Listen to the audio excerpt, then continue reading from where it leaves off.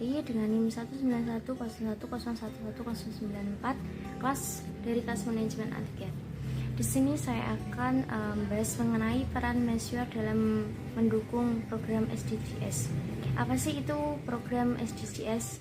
Program SDGs itu Sustainable Development Goals, yaitu merupakan suatu rencana aksi yang dimana sudah disepakati oleh para pemimpin dunia termasuk Indonesia ini guna untuk mengakhiri kemiskinan, mengurangi kesenjangan, dan melindungi lingkungan.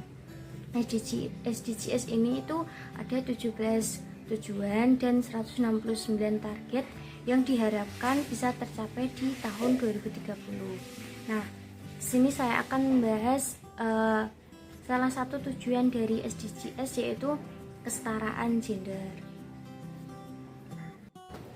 Apa sih itu kesetaraan gender? Kesetaraan gender itu merupakan suatu keadaan setara antara laki-laki dan perempuan dalam pemenuhan hak dan kewajiban.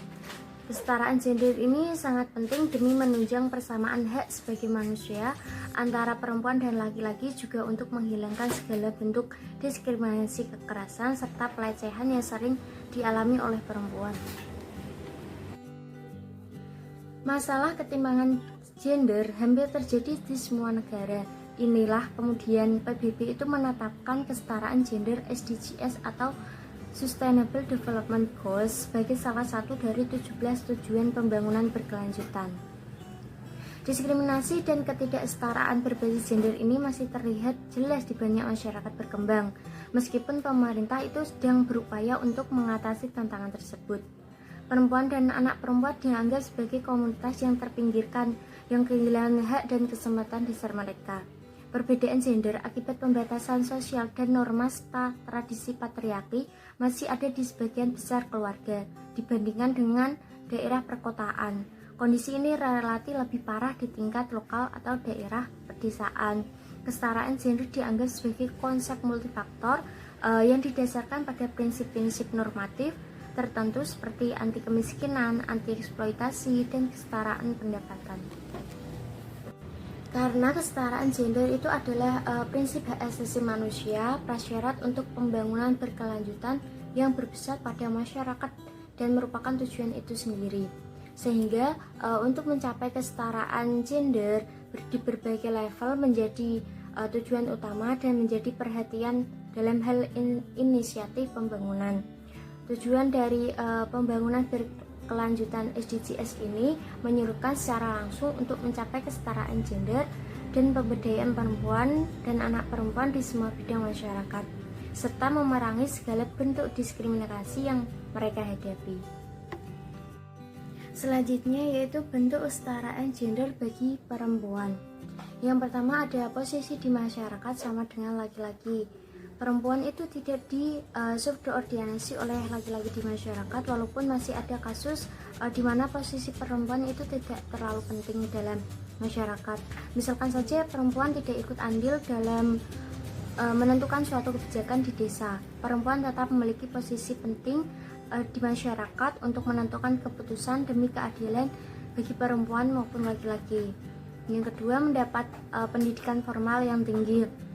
Kalau dahulu itu perempuan tidak boleh sekolah setinggi mungkin atau bahkan tidak diperbolehkan sekolah. Perempuan itu dianjurkan cepat menikah walaupun masih berumur belasan tahun dan belum memiliki kesiapan fisik dan mental.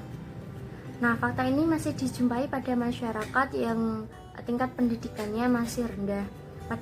Dan sekarang pada masa kini perempuan itu memiliki akses yang sama untuk sekolah setinggi mungkin, seperti contoh beberapa selebritas perempuan yang menempuh pendidikan hingga jenjang S2 dan S3. Kenyataan ini juga bisa dilihat secara keseluruhan bahwa perempuan sudah diperbolehkan menempuh pendidikan formal yang sampai tingkat tertinggi. Yang ketiga itu tidak ada kesenjangan di dunia pekerjaan. Dalam dunia pekerjaan terkadang masih kerap ditemui diskriminasi bagi perempuan, mulai dari jam kerja maupun gaji. Bahkan dalam pendaftaran di suatu pekerjaan pun perempuan kerap dikategorikan untuk bidang tertentu. Misalnya harus terlihat menarik, cantik, berbadan tinggi, langsing, sampai berwarna kulit tertentu. Untuk meraih kesetaraan gender di dunia pekerjaan, itu pemimpin harus mengerti juga seksualitas pada manusia. Misalkan perempuan yang sedang hamil itu diberi toleransi jam kerja atau cuti beberapa waktu sampai kondisinya itu memungkinkan untuk bekerja kembali, bukan malah beralasan jika diberi waktu cuti itu akan mengganggu produktivitas perusahaan. Yang keempat yaitu mendapatkan ruang untuk berpolitik. Perempuan masa kini sudah menempati posisi di bidang pemerintah, birokrasi, dan politik. Hal ini sudah menunjukkan bahwa masyarakat semakin sadar akan kesetaraan gender. Namun mungkin saja posisi pejabat perempuan untuk andil dalam membuat kebijakan masih kurang diperhatikan. Tidak hanya itu, perempuan juga berhak untuk menjadi seorang pemimpin organisasi bahkan negara. Nah, selanjutnya kita sebagai mahasiswa dapat berperan untuk kesetaraan gender, yaitu dengan melakukan penyuluhan dan edukasi secara langsung ke lapisan masyarakat tentang pentingnya pendidikan demi kualitas kehidupan mereka sendiri. Yang kedua yaitu melakukan sosialisasi kepada ibu-ibu rumah tangga agar bisa produktif dan tidak diam saja di rumah.